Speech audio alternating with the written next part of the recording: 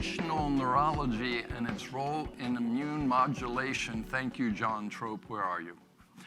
When John asked me to present on functional neurology and immune modulation, I said, how much time do I have, John? A week? Just a day? When he said 30 minutes, I said, oh, no. So you guys are going to be exposed to some concepts, some snippets, if you will, of this concept of how the nervous system and immune system interrelate. I'm a clinician like most of you. By the way, are you all on neuronal overload at this point? Yeah. I promise you I'm not going to go through a lot of studies and not a lot of graphs, but I'm more of a concepts person in my teaching. I like to explain mechanisms, so I hope that that's what I am able to do today. And so we have a few learning objectives that are in the notes and I don't need to review. But first I want to define this concept of functional neurology. And it's really just the nervous system at work. There is, in the chiropractic community, a whole body of research and practice skills called functional neurology, which is different than what I'm going to speak to. But this is just about the nervous system at work. And what's fascinating to me about the nervous system is that it is continually adapting. It has neuroplasticity. When I was in chiropractic school 37 years ago, I was taught that once a nerve is injured or damaged, it does not regenerate. Of course, we know that to be incorrect now. So we have this neuroplasticity. We know that we can go through synaptic genesis. We can regrow synapses. We're constantly adapting and growing our nervous system. So it's a very dynamic organ system. And unfortunately, up until just recently, the nervous system was thought to be privileged. Oh, yes, we have privileged immunity in our nervous system, meaning that it was separate and unrelated, if you will, to everything else in the body. And we know now, too, that that is erroneous in its concept. What's of interest, and this is some recent work about the communication between the immune system. I don't have a slide on this. How does the immune system communicate with the brain? So if the blood-brain barrier is intact and not inflamed and leaky, and you can still find Epstein-Barr virus in the CSF, how does that happen? How many of you test for Epstein-Barr? Good. I hope you continue to do and test for other herpes-class viruses. There's an interrelation between the lymphatic tissues in the post-cervical chain that go right up in through the foramen magnum into the lower sinuses of the CNS. So there's an intimate relation between the lymphoid tissues and the CNS that bypasses, in a sense, the blood-brain barrier. So when we think about neuroimmune, we could be saying, well, is it psychoneuroimmune? Or could we say it's psychoneuroimmune gastrointestinal? Or could we say that it's psychoneuroimmune gastrointestinal renal pulmonary cardiometabolic, right? But what we're really speaking to when we refer to the neuroimmune relation is truly a systems biology approach, right? We're really looking at the communicative component of our body and how it is relating to all the other organs, glands, tissues in this beautiful being that we are. But it's more than that, because we're really part of a systems biology that extends far beyond your own individual cells. It extends out into your communities. It extends out into your governance. It extends out into your country. It extends out into, may I say, the multiverse. So when we think about systems biology, we cannot stop just at the outer edges of our dermis. We have to be thinking outwards. So when we use the context of epigenetics to put this in framework, where does the epi stop? We know it has influence on DNA and the histones, right? But how far out do we go to evaluate the influences on our DNA? And I maintain that it is, so actually I'll say it this way. ask the question, what affects the microbiome? Okay? So we know the microbiome has this huge impact. You saw wonderful studies by Bob that have influence on the CNS, have influence on behavior. But we can ask the question, what is influencing the microbiome, right? And so it's got to be our choices of diet, our choices of food, how much stress we're in. And we'll talk about that in a second. But the immune system and nervous system, to stay a little bit more focused here, because I tend to go off on tangents, as you'll hear, is amazing because they have a lot of parallel activities in terms of their functionability. So both of these systems are offering protection, surveillance. They're going to stimulate and store memory. They both work with synapses. They're both secreting, watch this one, neurotransmitters and cytokines. Wait a minute. Neurotransmitters and cytokines, they both. So the immune cells produce neurotransmitters, and the neural cells produce cytokines. Whoa, that's huge. So this is taken from a paper by Jonathan Kipnis recently, and it demonstrates what I'm speaking to. And it is how our nervous system and our immune system, being interrelated, are interfacing not just with your internal environments, but your external environments as well. In fact, you would want to think of the nervous system and your immune systems as kind of like the policing, if you were, the surveillancing of who you are and what you're doing, where you're going all the time. So, by the way, these symbols are not appropriately indicated, but the senses, we use our senses to experience the outside world in a macro way, right? And we use our immune system to sense the internal environment from a micro perspective. So they're both beautifully interrelated. I like this paper. It's a recent paper on the relation between the psychological stress and social isolation and lack of community. And we're hearing a lot about this now, given the strange behaviors that much of our culture is going through in loss of community and social isolation. So that's one value of this particular paper. The other is that it demonstrates that there is synaptic nerves, sympathetic nerves in the immune tissues, in the bone, in the lymph, in the thymus. So we have neurologic, direct sympathetic connection with the nervous system. So there's an intimate relation there in a beautiful way. And it speaks to how the adrenal medulla secreting the adrenaline has influence on the receptors on leukocytes. And it speaks to how the cortical hormones from the adrenal cortex are also affecting immune cells. So, and the value of this, of course, is to monitor cellular function between apoptosis and trafficking, replication, and modulation of immune function. So it looks kind of like this in a graph. We've seen a lot of these kind of things, but not like this. Here's chronic stress. Now, we can say, what's chronic stress? And you can fill in the blanks for chronic stress. So it can be something physiological, it can be a microbial, but it could be an emotion, it could be a belief system, it could be your interaction with TV news. But chronic stress, stimulating corticotrophin releasing hormone that has an effect on both components of the adrenals. So it will affect through the pituitary ACTH and stimulate the glucocorticoids. And then through the locus coeruleus, it will stimulate the adrenal medulla and lead to the secretion of adrenaline. This must be a British paper, by the way, because they refer to adrenaline as epinephrine noradrenaline. No, they're referring to epinephrine as adrenaline. So you know of adrenaline physiologically, epinephrine, same neuropeptide up in the brain.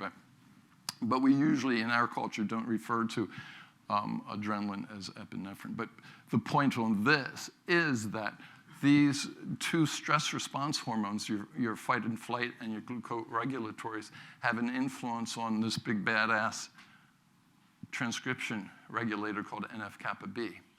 NF-kappa B is sitting right on the nuclear envelope waiting to be activated by some source of stress.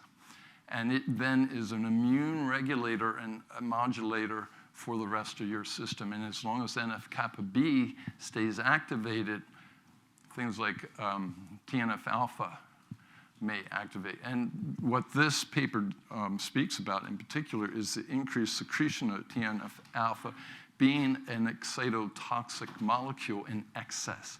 So when we are in constant chronic stressing, our immune system is stimulating these excitatory actions through glutamate receptors on the sympathetic nervous system. So what happens is we get into this feed-forward cycle of chronic stress driving immune response that's stimulating excitotoxicity in our brain, then driving the sympathetic nervous system. You've all heard of insulin resistance, yes, I'm sure. Well, in this model, we could talk about the glucocorticoid resistance syndrome. And what happens is that we lose sensitivity to the magnitude of effect of your cortisol. This is we just stop listening. And if we stop listening and we continue to secrete it, we're in a chronic stress cycle. Bad news for us. So we can't stop only at looking at the central nervous system and our physiology. We also must consider our gastrointestinal tract. And the enteric nervous system is a separate nervous system, to remind myself, because I always think, okay, we got the parasympathetic and the sympathetic through the autonomic. But then over here we have the enteric. Its sole responsibility is to govern and regulate and communicate with the gut. And so here we have immune cells communicating with neuronal cells, and neuronal cells communicating with immune cells right at the gut level. And it's been alluded to earlier today that this may explain some of the profound effect on how the microbiome is having a profound effect on, say, something like depression or other behaviors as well. And I should go back here. 5-HT, serotonin. Serotonin, as an example of a neuropeptide, it's estimated about 60% of its secretion is in the gut. What's its function there? Its function in the gut is to regulate peristalsis, vasoconstriction, immune modulation, and macrophage polarization. Even macrophage is polarized. We live in a culture of polarization now, don't we? And here I'm saying, wait a minute, serotonin is having an effect on macrophages. Well, first off, the secretion of serotonin in the gut is primarily through mast cells. So you have an immune cell secreting a neurotransmitter. That's wild. It's beautiful, actually. And now I'm saying 5-HT has a regulatory effect. I don't have the paper up here to show you, but I can kind of give you a little sample of what it might look like. Serotonin is telling macrophages what to do, to polarize. Now, macrophages have an interesting ability to polarize, meaning that when you have noxious, toxic substances, they may respond a certain way. If you have tissue damage and repair, they'll respond another way, and so on and so forth. So serotonin is regulating that. I think it's brilliant and beautiful. And then there's pain. So a third area in which we might consider the interaction of the nervous system and immune system is with pain. Now, there are nociceptors scattered out in the millions and billions throughout your body, and their job is to sense noxious stimuli. So what that means is anything of tissue breakdown, oxidative stress, free radical production, So on and on. So anything that involved in the healing process will be sensed by the nociceptors that will trigger pain through an afferent neuron. So when we are injured or traumatized or otherwise in a state of repair or inflammation, we're going to also have in concurrence with that is pain. There's one other component of this pain, neurologic system and immune system function that has to do with a whole different branch of communication in the body. How many of you heard of mechanotransduction? One person.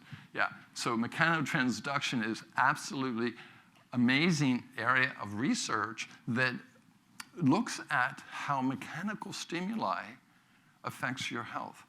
So as a chiropractor, or anybody who works on the body, acupuncturists, massage therapists, chiropractors, when you touch the body, you are influencing mechanotransduction. And it's really sensory receptors at cellular membrane called focal adhesions or integrins that pick up mechanical signals, convert that into electrical signal, and then communicates to the nervous system. But again, I don't have slides to show that, but if anyone's interested in hearing more about that, grab me later. So what I wanted to show here is there's 3 different ways our nervous system is somehow communicating with our immunological system. And that'll lead me into a description of what inflammation might look like and be, because really what we're speaking about is a chronic inflammatory response.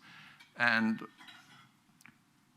we want to, and for me, as a clinician, I like digging deep into looking at single nucleotide polymorphisms and what causes SNPs. And I like looking into the epigenetic influences. I like reading. In fact, one of my recreational pastimes is going down PubMed rabbit holes of research. And so when I think about chronic inflammation, I'm going to ask a question. What causes chronic inflammation? Why are you here as clinicians? Why are your patients not well? So here's a whole host of different causes of chronic inflammation. And you may not be able to see it, but I've underlined some of these causes, and some of them are partially underlined, and some of them not at all.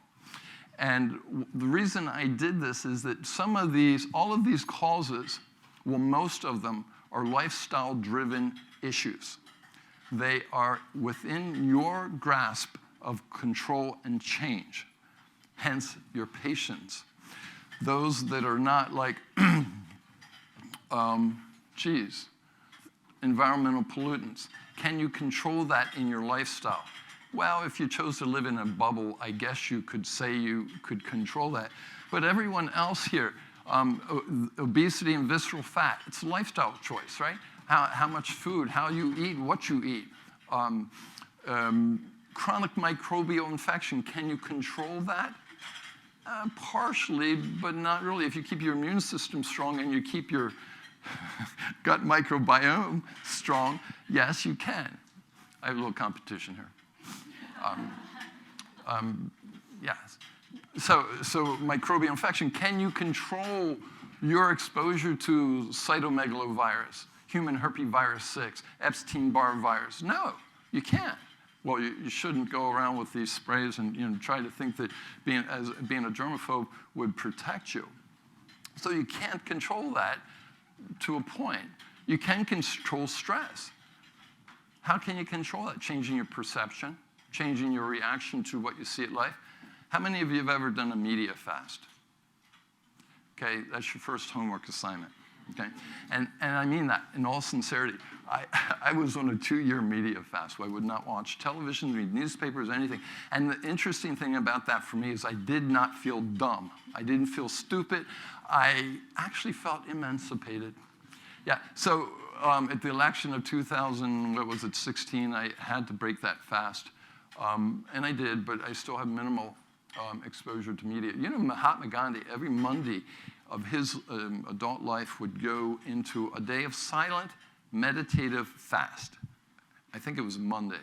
So he was a man of service, a lawyer, you know, Gandhi. But so I encourage you to consider pulling out of your relation with media. Okay. So that's something that you can control. Ages, advanced glycated end products. Can you control that? Sure. What you put in your mouth, right? Yeah, so you can stop the sticky bun syndrome. That is how those sticky buns stick to your hemoglobin. And be mindful of this. Advanced glycated end products, we can test hemoglobin real easy. That's why we check hemoglobin A1C. Start looking at fructosamine. That's glycated albumin. Can you check glycated cartilage? Not so easy. Can you test glycated neurons? Dale, can we check glycated neurons? Not yet, right? I hope so someday. But the point being, we use hemoglobin A1C as a marker for what we're doing with glucose in our blood. It's a cause of chronic inflammation. It's a cause even for autoimmunity as well. I told you I would go on tangents, and I apologize. I want to get you to lunch here. But so then we know that chronic inflammation leads to numerous types of degenerative conditions. These are your patients, right? These are all of your patients that are coming in with a plethora, a cross-section of modern degenerative problems, right? And yes, we need to treat the conditions, but we need to ask the questions as to why. What is driving this process? For me, that's what's most important. I like this. This is a graphic taken from Discovery Medicine's group down out of Johns Hopkins. And every spoke on this wheel has at least one study relating it to another condition in a significant statistical manner. So if you print this or look at it in your notes, you'll see all kinds of fascinating interrelations. I just saw a young woman with vitiligo, and she also has Graves' disease. Direct correlation right here, thyroiditis, vitiligo, right here. There's a little loop there. So the point being, when you see a patient with a chronic inflammatory process, it's not an isolated problem. So, message heard. So, and this is just another example of what has been spoken to earlier, how a stress response in an emotional place has an effect on the sympathetic nervous system, which will then influence organ function. And we typically are going to be thinking of gut function in this model. How many of you check your patient's breathing for diaphragmatic breath? Yeah. Again, something that I encourage you to do. Why? Because it's a parasympathetically driven process. And when you check patients for breath, they're going to be breathing with a sympathetic-driven breath, intercostal, like that, right? Fight or flight, freeze or faint, right? So getting a patient to simply pull the breath down into their diaphragm stimulates vagal nerve, turns this off.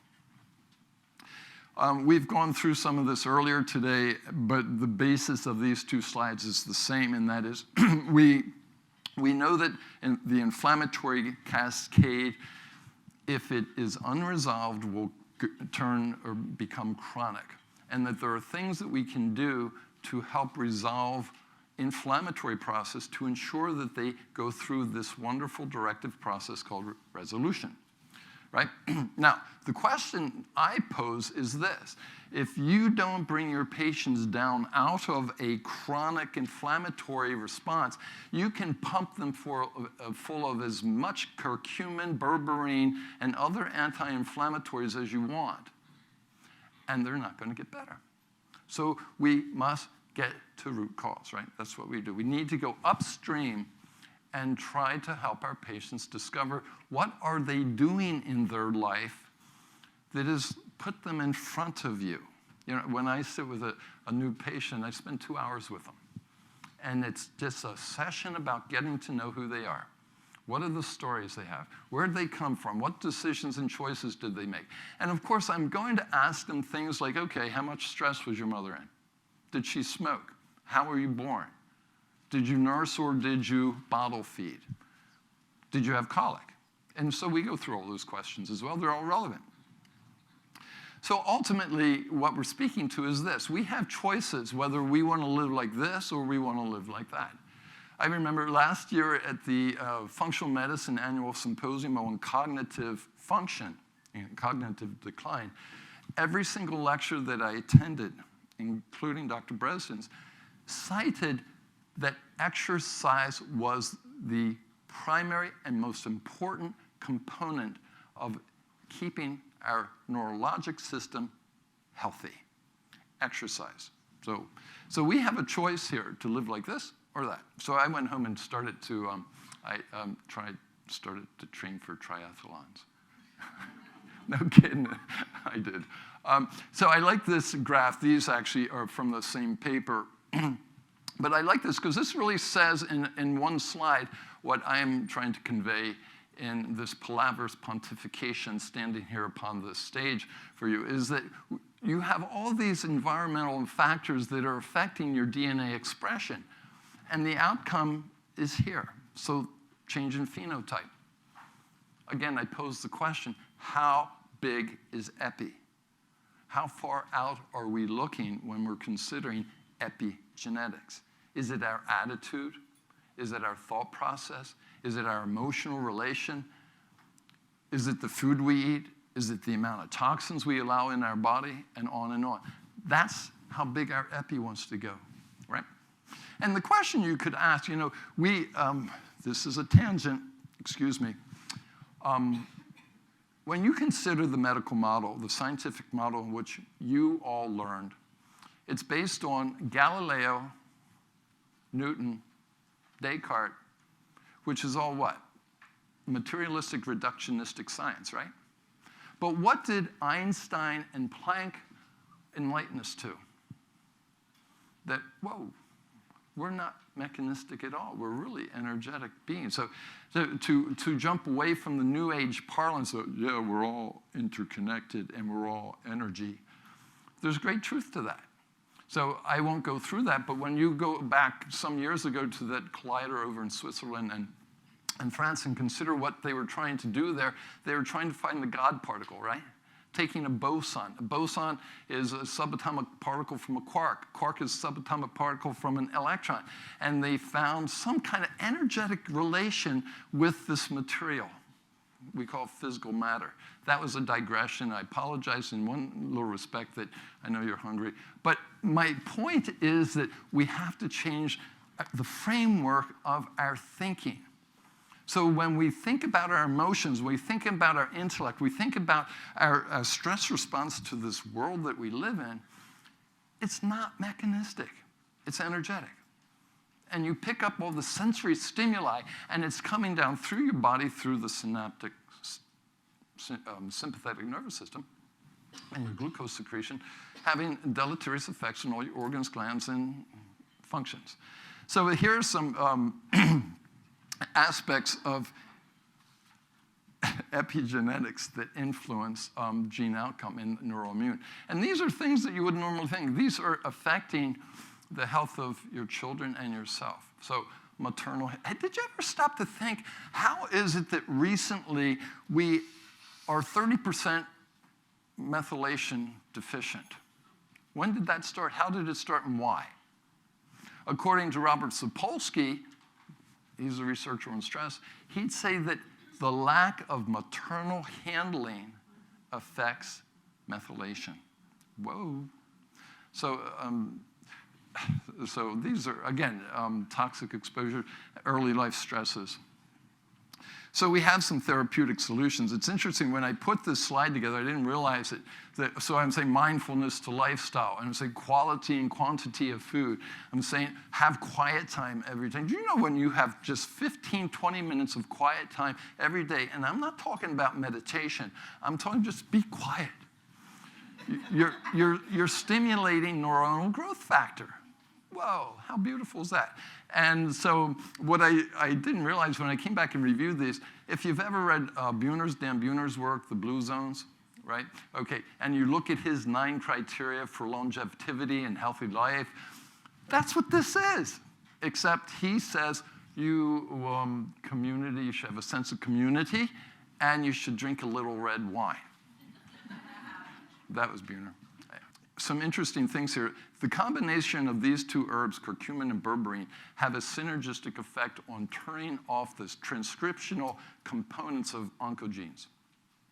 Absolutely amazing. So when you combine these two, it has a wonderful effect on tumor breakdown. So we've heard about the resolvins and morphogens, beta-glucans being derivatives of mushrooms. And then other therapeutics, exercising your brain. I won't go through the details of this, but I think some of this will be covered this afternoon.